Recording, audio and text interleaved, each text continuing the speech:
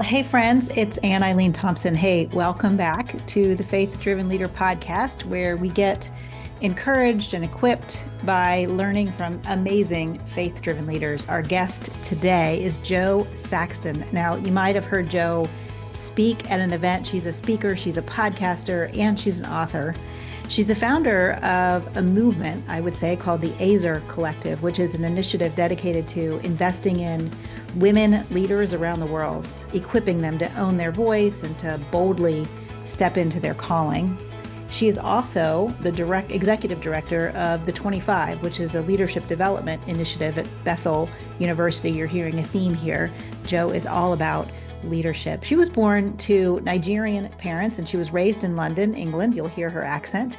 She now lives in Minneapolis with her husband and her two daughters. And Jo's kind of a lover of everyday stuff, good music, good food, good friends. I have to confess that I've been a bit of a fangirl of Jo for several years. I first heard her speak at a Catalyst conference in Atlanta in probably 2017. She really is a powerhouse. If you ever have a chance to hear her speak, I would highly encourage you to do so. Her words always seem to inspire me and motivate me to action. I really enjoyed this conversation. It just felt like two friends talking about leadership and faith and rest and all the things. I think you're going to really be inspired and that you'll take away a few specific nuggets of insight for your own journey as a faith-driven leader. So here we go. Well, Jo Saxton, thank you so much for joining us on the Faith Driven Leader podcast. I have been so looking forward to this conversation. Thank you very much. I'm looking forward to it too. I think we're going to have fun. Absolutely. Absolutely. I do want to share with you, just by way of encouragement and affirmation, that I've heard you speak a couple of times. First time was at a Catalyst conference, which was probably, I don't know, like 6 or 8 years ago. That'll be a while ago. It was a long time ago. And then I heard you speak a couple times in between. And I heard you again last summer at a or last fall, I guess, at a Boldly conference in Texas. Yeah. And I wanted to share that while I don't remember the specifics of what you said in those conversations and those talks, I remember the feeling. And each time that I hear you speak, I feel emboldened and empowered and a bit convicted in a good way. I think conviction's a good thing, right? But convicted in a good way, like to get up off my bum and do what I've been called to do. Oh, wonderful. That's exciting. It's a gift that you have. You have a gift of lifting people up and encouraging them and kind of, I think about the word encourage. It's like to blow courage into them. Yeah. And you're so skilled and talented at that. Thank you for bringing that. I appreciate that. Yeah. That means a lot. Good. Well, hey, I love to start by talking about this word leadership. I know you spend a lot of your time building into leaders. So let's start with, how do you define leadership? That when you hear that word leadership, how do you define it and how's that connected to your faith? Yeah, when I think of leadership, the phrase that comes to mind that a friend and I have coined is about being intentional with your influence. We recognize that everybody has influence in a room, in their relationships of any age, really, but there's something about being intentional about it, of being not necessarily focused, but deliberate. Yeah. Being deliberate about it, knowing like you can be influential and not realize it and could be kind of irresponsible, and you can because or not maximizing a situation because you're not paying attention to how much influence you have. And I think there's and almost like the accidental leader in a way, but I think there's something about leadership which sadly, good or ill, which is acknowledging that the influence they have in a space and then kind of galvanizing their activities around that. And I think for me, when I think in the context of faith, I think all of us as believers have some kind of leadership role, whether that's in our example, whether our influence in the workspace, our influence in the community, our influence as we buy our coffee and all of that, what we model in our lives illustrates things to people. Yeah. And there can be an intentionality about that, as well as any positions or relationships we're in. Yeah. I was just thinking when you were saying that the intentionality of self-leadership, and scripture even says, You have a sound mind, you have courage, and you operate with a sound mind and an ability of self-control. Some translations will say self-control, and that ability to lead ourselves, that actually, if you're not intentional about it, you won't lead yourself well. No, and it's a hard one, isn't it? It's like, Yeah. I'm more likely to indulge or berate rather than Yes. lead Yeah. myself. But again, over the years, it's become just so incisive and decisive to take the time even to reflect enough to lead myself, because otherwise I drift. And I've drifted into decisions and drifted into yeses and drifted into nos and drifted into situations that have not been good for me as a leader and not been good for me as a person, frankly. And I think self-leadership and the intentionality around that can be a guard on that kind of stuff. Yeah. Yeah. And I love that you actually called out that without self-leadership, you tend to either berate or indulge yourself. And I wonder for how many of us is that true? Or maybe we might have a tendency in one direction or another. Mine is berate. You know, I tend to go to a pretty nasty place about myself versus taking the time to lead myself. So like influence myself so that I can be a good influence on others. Right. It does take a lot of intentionality. I really like that definition. So good, so good.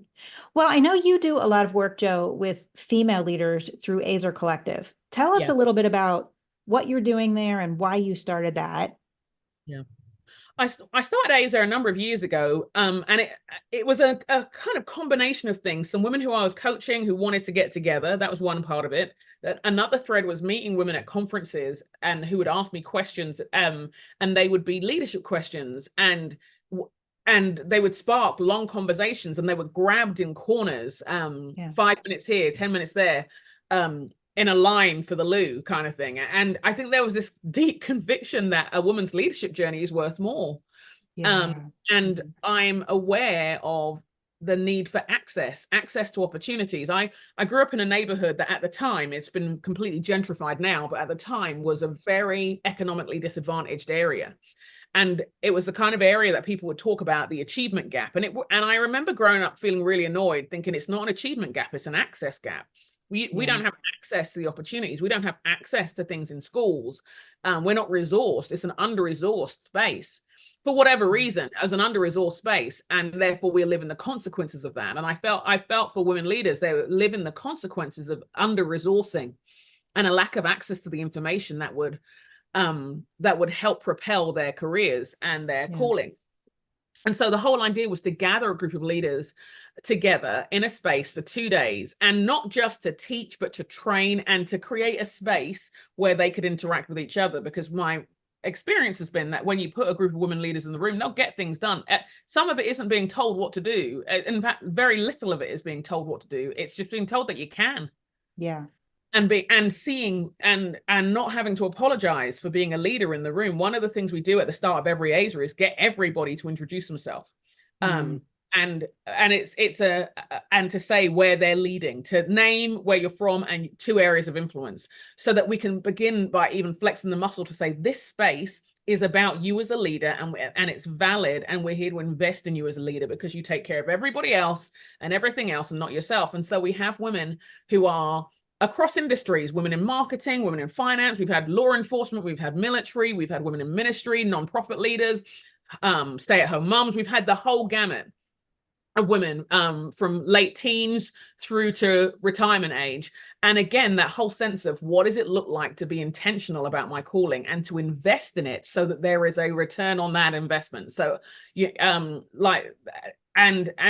how can I take some time to say, God, you called me. How am I working with you on that? How am I partnering with you in what you're doing? Where do I need to heal up? Who do I need to connect with? We have time set aside for networking, quite precisely because it does feel awkward for some people. We have lots of panels and Q&As and interactive time because we just need time to talk about leadership and the challenges, but also the opportunities and the chance for collaboration that happens when we're there. Yeah. Yeah. I love that. I hear a lot of this concept lately. It's been sparking for me a lot as well. This concept of permission. Yeah. Like people just sometimes need permission to lead. Yeah, I mean, I'm reminded of a quote from Marion Wright Edelman, who was, I think she was the Children's Defense Fund, and she said, "It's hard to be what you can't see." And Mm. I think we can't underestimate the power of not seeing ourselves Yeah. leading in different spaces. I remember one of the things that really struck me years ago when in an election year, and it was talking, and but it wasn't an election, it was the Democratic kind of, like, they were kind of who was going to become the was going to represent the The Democrats. candidate. Mm-hmm. Yeah, who was going to be the candidate, and it was between Hillary Clinton and Barack Obama. And I was struck by the questions asking if a woman was ready to lead, Mm. and thinking, wow. And obviously, coming from the UK, we've already had, like, Margaret Thatcher was in the 70s and 80s, and we've had a couple since then. So now it's actually not whether a woman can, it's whether she's good or not. Yeah. I mean, it doesn't need to be symbolic in any way. Yeah. In terms of those conversations, but it was fascinating to think, oh, what does it cost to wonder when that's still a question? What does that Yeah. mean for your ambitions about whether you're allowed, whether you're welcome, whether you are seen as valid, whether and what does that do to our dreams when we're spending the emotional energy wondering whether we're allowed to do them? And I think when you don't see it, you're sometimes, not for everybody, but for significant amounts of people, you can just not be sure. And Yeah. the uncertainty is not neutral. The uncertainty over time, particularly chronic uncertainty, it's erosive. Mm. And That's it's really debilitating good. to the energy and your dreaming and all of that kind of stuff. Yeah, that's really good. Well, that leads me really nicely into my next question, which is, you interact with so many different leaders. What do you think, especially when I think about the marketplace, most of our listeners are leaders in the marketplace. What do you think are the biggest challenges that faith-led leaders, especially, are facing in the marketplace? And you might have more perspective specifically from the women that you work with, although I think Yeah. some of the challenges are probably ubiquitous, but maybe there are some that are specific to women. But what are some of those challenges? I think, I mean, in some ways, some of them are the ones that everybody's facing in terms of just how tired everybody is Yeah. and how at the end of themselves people are. Um, when I've spoken to women, and actually this isn't just women though, when I've spoken to men and women about leadership, I think some of it has been that faith work integration piece. Mhm. That's been the challenge, because it's often not talked about as much. Well, it's not talked about as much as it could be, Yeah. to see that to see the chance of making a contribution. I think when you are building a career, it's that kind of, it's the years, it's the years of effort, it's the years of conversations, it's the years of witness, it's the years built up over Yeah. time.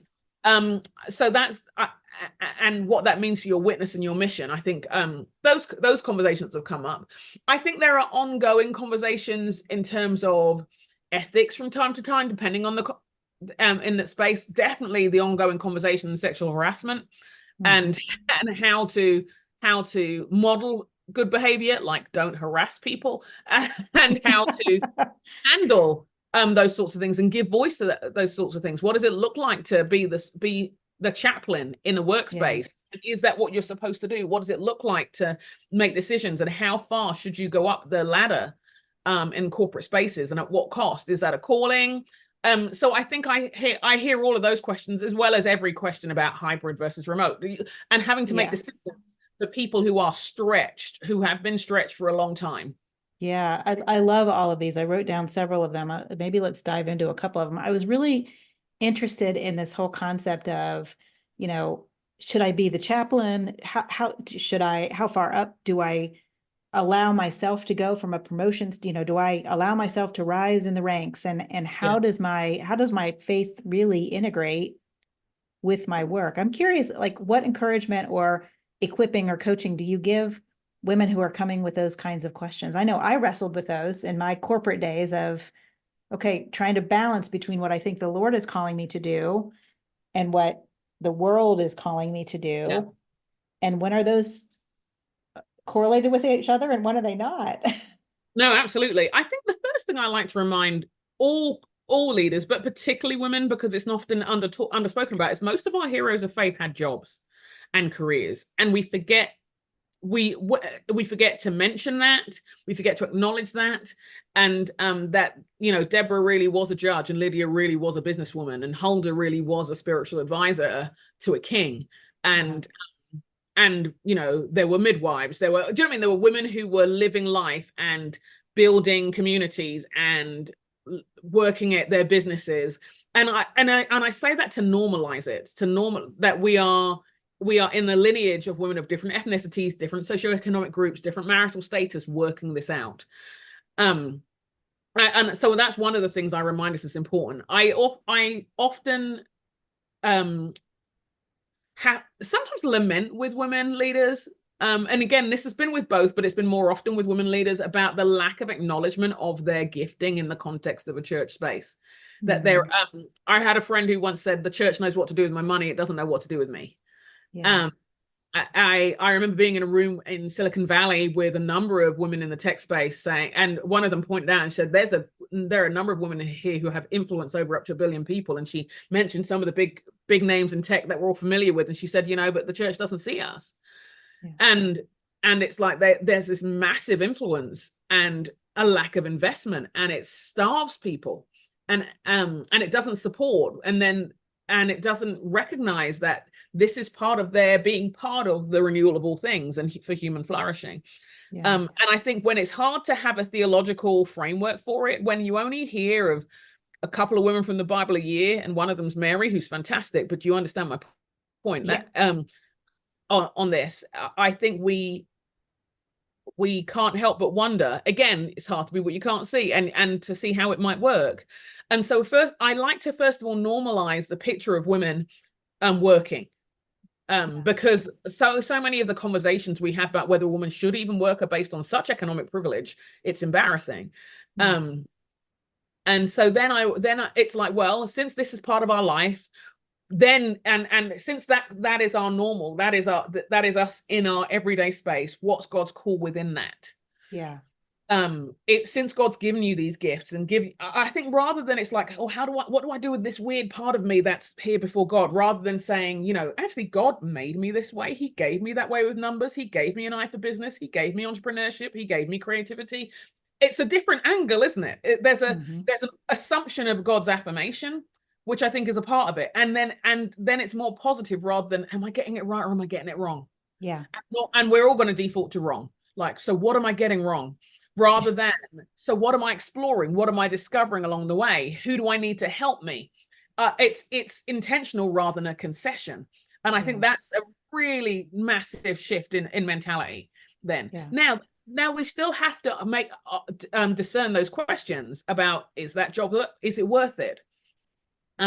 What's the cost? Economically, what's the cost relationally? What's the cost to your key relationships? But I think then you're doing it from a space of, okay, I'm called, but Lord, what's the direction in this? Yeah. And then I would ask people who they've got around them. Who are you praying this through with? Who are you talking this through with? Who are your allies in your workspace, and taking it from there? Yeah. Yeah. I really love that. I also think there's a concept within what you shared, I think, of seasonality. Meaning there are different seasons in our careers, whether you're a man or a woman, there are different seasons. You know, I know for me, there have been seasons of a lot of upward kind of movement. And then there have been seasons of, I'm going to take a real big step back. Yeah. And sometimes those seasons I've learned more than in the seasons of, you know, kind of being on an upper rung of a ladder or something. And the other thing I was thinking as you were talking was just thinking about the parable of the talents. Yeah. You know, and he gave us these talents not to bury them, not to, but to truly invest them, and to truly say, I'm going to invest in whatever I can invest in, and leverage my gifts for the kingdom. I mean, essentially for the kingdom, right? Yeah. But and I think there also seems to be within the church on this topic, for men or women, just a little bit of this strange, well, if you have a lot of money or you're very high ranking, you must not be very Christian. Yeah. And it's such a fallacy. Yeah. It's a big assumption. It's a big assumption. And it's maybe there's a correlation, maybe there isn't. I don't know. Is there truly a correlation with the more wealthy you are, it's even like, how do you define less Christian or more Christian? But Yeah. there's just this very strange presumption that we have that you can't be a really influential leader and be a good Christian. And it's totally wrong. I mean, Jesus was the ultimate leader. Yeah. He still has millions and millions and millions of followers. Yeah. Yeah. And he was a darn good Christian because he was Christian. Like, you know what I mean? That's the thing I always go back to is Yeah.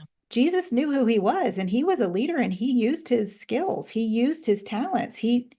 He did what God called him to do. And we're called to be like him. And then I think that, and that's why I always want to place our work and our vocation in the context of calling, because Yeah. then it's like, okay, how are you living your life? Are you being faithful? Yes, with your resources. Yes, with your influence. Yes, in your relationships. Yes, in your relationship with God. And then there's an ongoing accountability and an ongoing integration and all that, rather than assuming from the jump that this isn't going to be good, Yeah. rather than what's the call, and what does it look like to show up in your calling today? And like you said, the seasonality of that, what it means in one season is you don't wear winter clothes in summer, not if you want to Right. function. Right. You don't wear summer clothes in winter, not in the Midwest. And it's like, again, it's and so in our seasons may look really different, but can we say we're being faithful to what we believe God's given us to do? Yeah. Yeah. And I think that's the key thing. Yeah. Let's talk about one of the other challenges you mentioned. You talked about just the exhaustion and the fatigue that Yeah. people are facing.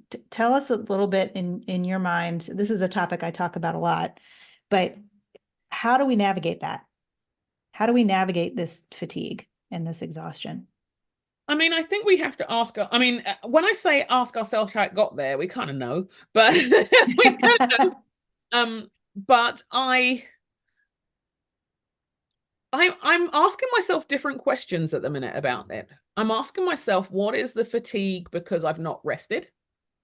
What is the fatigue because I've not treated my body well? Mm, What is the fatigue because I've given no room for creativity? What is the fatigue because I'm anxious? yeah. Um, and I think there are different. I probably have different answers at different times. Yeah. You know, and I mean, I'm at the point where I'm like, people, let's just get the help we need, shall we? Right. And if Right. that's, some of us probably needed a doctor's appointment about 2 years ago to Yeah. talk about, we've been saying the same thing for a long time, and we can't shake it off. And actually, this is anxiety induced. And Yeah. actually, we need to get some help on that. Yeah. Um, I, and, we are, and some of it may be we're in a new world and it's just taking us longer to get our heads around it. I remember whenever my kids would go back to school, that first week, they'd just be exhausted by the Friday. And Yes. like all the new classes, new lessons, new walking around, and it's like they are just zonked by the end of the week. And for some of us, it might even be that all the innovations and pivoting and changing and this and that and the other and the trying a new thing in a different way and all that. It's just like, you know what? I've just got it done. Yeah. Yeah. I love that. I also think,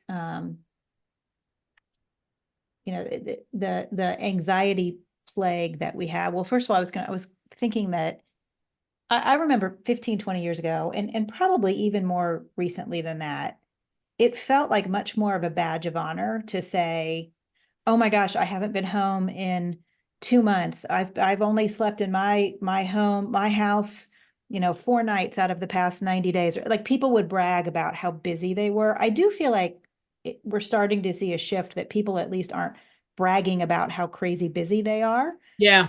Yeah. but they're also at the same time, there seems to be this increase in almost bragging about my my trauma or my need for therapy, which I think we all actually need therapy. Personally, I'm Yeah. a big fan of Yeah. therapy. Totally. In case you're but just but too I, long. but I think it's almost like as believers, I want to always want to encourage folks to say, yes, go get that help and recognize that when I see people who struggle to rest or who struggle to take a break or who struggle to find the space for creativity. Somehow if you root it back, many times it roots back to, are you trusting yourself more than you're trusting the Lord?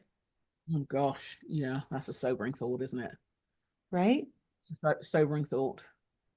Because ultimately, if I think that if I drop the ball for 15 minutes to go take a walk in the middle of the day, the world is going to fall apart.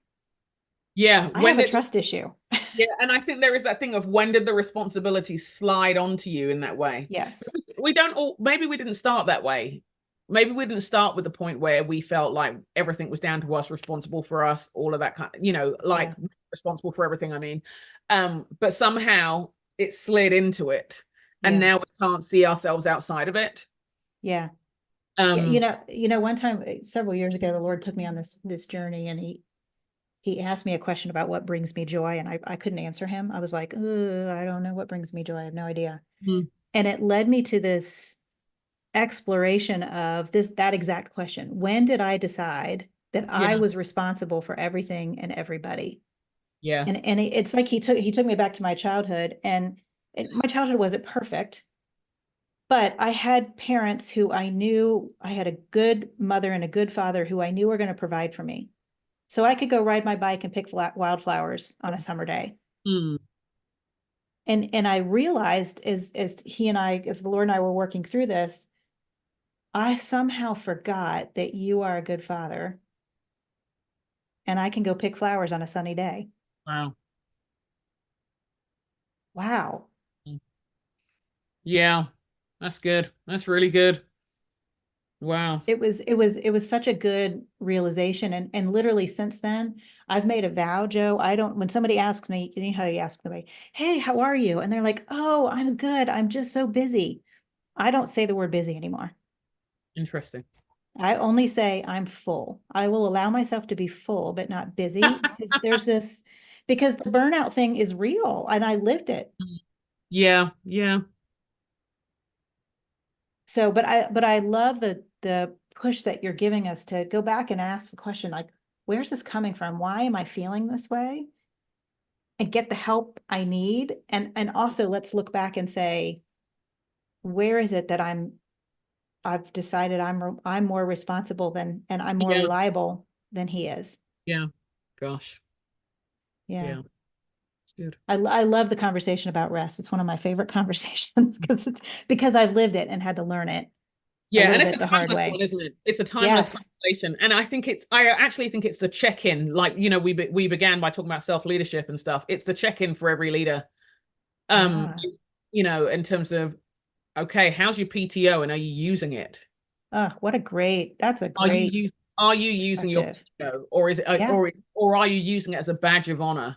Do you have mental health days available? Are you taking them? What are we doing with what we already have? And because some of Yeah. us don't even have the privilege of that, Yeah. again, in our jobs. So those of us who do, like, let's do better. use, Yeah. use it up completely and advocate for those who need it. Yeah. um yeah, I think it is that self-leadership piece of how we, like, I've had times when I would watch myself crash into rest. Yeah. And so did I stop? Yes, I did. But it was almost like there was something about, I'd watch a show for 6 hours or something. Do you know what I mean? I'd like, Yeah. let me just get this season out of the way, which is a really Yeah. weird way of approaching the television. And because I just had no capacity to think of anything else, and I just thought, this is stopping, but it's not regenerative. It's not healing Yeah. necessarily. And there have been moments when I've just needed to switch off, and that's what's required. But when that's a pattern every week, then I want to ask myself some other questions as well. Yeah. Yeah. Because that's not actually rest. That's No, that is, recuperation a little bit, yeah, maybe, or yeah, that's just recovery. clinging on. That's just Yeah. clinging on before I hit the wall. Um, Right. Right. checking out the best you can. But I if that and like I said, when that's happening consecutive weeks, then I think we need to ask ourselves some questions about how we feel about our life and Yeah. Yeah. Oh, our so job. good. Yes, I love that idea of, even tying that back to the self-leadership piece and like doing the check-in with yourself Yeah, on that and asking the question, is that what I'm doing? I'm just running through the week until I crash. So many yeah, people are doing that. That's just how we're getting through. And it's yeah. it's not actually sustainable. It's not good for our physical health. It's not good for our emotional health or our spiritual health or our relational health, any of it. And I don't want to make it sound like it's easy to make the switch, because it is Right. real hard. I think there are some Yeah. areas of my life which I've kind of managed to get better than another. Do you know what I mean? It's like, and I get Yeah. there, the other bit kind of loosens up a bit. Yeah. But I do want us to consider um what's the next step. If Yeah. we know that's the pattern we're in, what might it look like to begin to disrupt that pattern, so that we're getting actual rest, so that we Yeah. are that we are doing more than recovery mode Yeah. before we plunge ourselves underwater again and take. Do you know what I mean? It's Right. like you come Yes, up totally. gasping for breath and you call that a break, and that's not like that's not breathing. That's just not choking. Yeah. Um, and I think there's got to be another way. Yeah, for sure. For sure. Well, Jo, let me ask you a question about you and your leadership. I'm curious. I ask this question a lot of guests on the show. Where is God challenging you right now in your leadership? I think some of these are self-leadership topics, and I think for me it is being oh, the challenge is about dreaming faithfully. And by Mm, that I mean, I think over these past few years, there's been a lot of being faithful when things didn't work out, being faithful, like trying and just being like, I don't know what to do right now. I'm just trying to be faithful to what I've got. yeah. Because so many things were turned on their head these last 4 years. And I think what I've realized for me is there's a great vulnerability in beginning to dream, because so many of those dreams died. And so now it's like, okay, what does it look like in the same way that you got on with it faithfully to dream again faithfully? Yeah. Whether you feel it or not. Like, I didn't feel like getting on with things before, but it was one foot in front of the other. And can you do that with vision and dreaming? Put one foot in front of the other? No, you don't feel you've got the muscles for it anymore. You don't feel you're not sure you've got the hope or the optimism anymore. Yeah. Maybe you're a little Wow. faded, but can you get a dream again? and Wow. and I think that's for me, and it's an uncomfortable it's an uncomfortable spot, but it's a good challenge for me. Yeah, I mean, that really resonates with me, and I'm guessing that it probably resonates with a lot of listeners. What does it look like for you to do that? Like, how are you learning to walk through that? I think I'm beginning to ask myself questions about things. I think questions have always been a helpful way for me to tease out stuff. So I think there's a curiosity, allowing curiosity and hope um to work their way through. I was listening to an interview, Brené Brown interview, and she talked about hope not being just an emotion, but it needing three parts: a goal, a pathway, and agency. Mm, And I just thought, oh my gosh, that's real sobering. And saying if your goals are dashed, or if there's no pathway there, or there's no agency, no wonder people don't feel like there's no way to hope. And so I think for yeah, me, it's like, okay, I'm asking my questions. What's the goal? What's the pathway? What can you do with it? And almost the building blocks. I think I've in past times seen vision rather romantically. And you know what I mean? It's like you're kind of out there and a vision passes by and you just grab it kind of yeah, thing. Or something wonderful emerges from within. And it's like, I don't know that that's real for me right now. yeah, But when I'm trying to rebuild almost like a bit of when I'm trying to tend to a broken wing, I just need to do the exercises. yeah, And the exercise is me looking at a space and saying, what could be different? What would you yeah, want to do?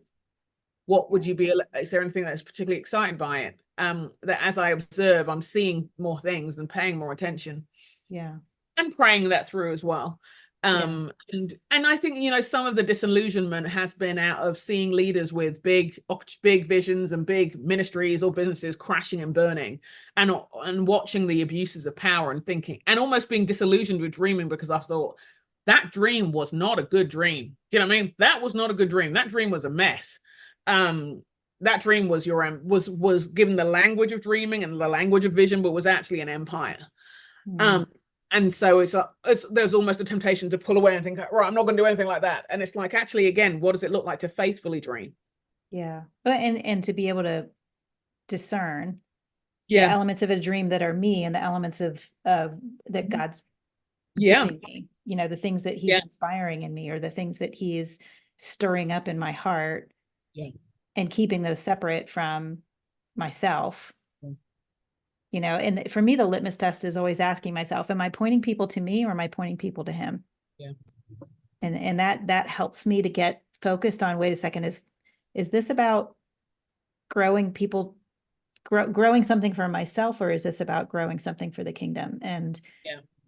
that's been very sobering at times, and has caused me to abandon certain ideas, and Wow. has caused me to lean into some ideas that I wasn't as comfortable with, but I knew he wanted me to do them. Even this podcast has been a very fascinating journey on that. Yeah. The flesh part of me wants to be like, well, how many people listen to this episode? And I don't, it's interesting. I don't look. Yeah. I don't Sometimes that's look. quite helpful, isn't it? Sometimes it's just like, because otherwise, if you know you're the kind of person who would obsess about that and it would derail you, like it's like maybe look in a year. Not helpful. You know what I mean? It's just like, Exactly. otherwise Exactly. you'll overthink it, and that do it when you're at the point of no return. Right. And for me, it's like, well, if it's a really big number, that's going to potentially have one effect on me. If it's a really small number, Yeah. that's going to have a totally different effect on me. But neither of them are Yeah. honoring what he called me to do. Yeah. And So, actually you want to be like, well, whatever, I'm still doing it because that's what you felt you were meant to do. So yeah. It's just been an interesting journey. Well, Jo, this has been an awesome conversation. I want to go back to Ezer Collective because I yeah. think it's coming up. Isn't there one coming up this year? Yes, in November 7th through 9th in Minneapolis. Okay. And our theme, and we're going to have a pre-intensive as well. Our theme is leadership and power, because I think over the years, as we've looked at whatever themes we've had, the issue of power has been this kind of thread that's gone through. And because of the nature of the topic, our pre-intensive, a friend of mine, Danielle Strickland's coming to share and looking at addressing the abuse of power in institutions and organizations. Because way too many, again, one of the stories of investing in women leaders has been hearing, as they felt safe, the story of abusive practices, economically, physically, emotionally, psychologically, sexually. And how important it is for us to address that. But so we knew that would be inevitably part of our time, but we wanted to treat it quite distinctly. And then for the rest of Ezer, as we're looking at power, again, we're wanting to say, if we are people, or since we're women who have influence we influence teams and families and departments and the tech space or the corporate world, are we acknowledging the power we have? And what do we do with that power? And what are our temptations with power? What are healthy ways of modeling power, using power? Is there a healthy way? That'll be the arc of the rest of the time, looking at power. Wow. And recognizing the impact of leadership and power. Yes. It's no pun intended, but it sounds powerful. It sounds like that really will actually be a very impactful, empowering, which is what I acknowledged in the beginning. I think you have a particular anointing for empowering people and encouraging people. So what a great topic to cover. So we will put a link in the show notes for folks to look into that and hopefully get registered and maybe get a chance to see you in Minneapolis in November. That'd be wonderful. It'll be wonderful. Awesome. Jo, thank you. This has been a great conversation full of insight, wisdom, and encouragement, and all kinds of things that I just knew it would be filled with. So thank you again for joining us today. Thank you so much. What a fun thing to be able to reflect on together. I've really enjoyed it. Awesome. Well, isn't Jo just so wise and engaging and observant and authentic? I really, really enjoyed this conversation, and I'll share a couple of specific takeaways that were really resonated with me.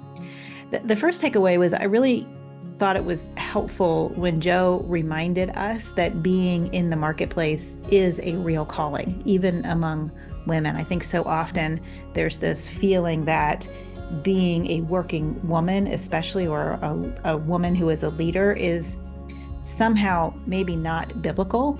But, Jo kind of reminded us lots of people in the Bible worked in the marketplace, and really kind of normalizing this reality that God calls us to do some kind of work. Doesn't mean we're all going to be in the marketplace, but there's a long lineage of women and men who worked in the marketplace. in scripture. And we need to remember that sometimes those of us who are in the marketplace sometimes feel the need to rationalize it or justify it somehow. Why are we not staying home, or why are we not in ministry? The reality is that the marketplace is as much of a noble calling as anything else. Second big takeaway, we had a lot of conversation throughout this recording about self-leadership. And we talked a lot about the idea of nurturing our gift with certainty, like reminding ourselves this is who I am, and in investing in ourselves as leaders.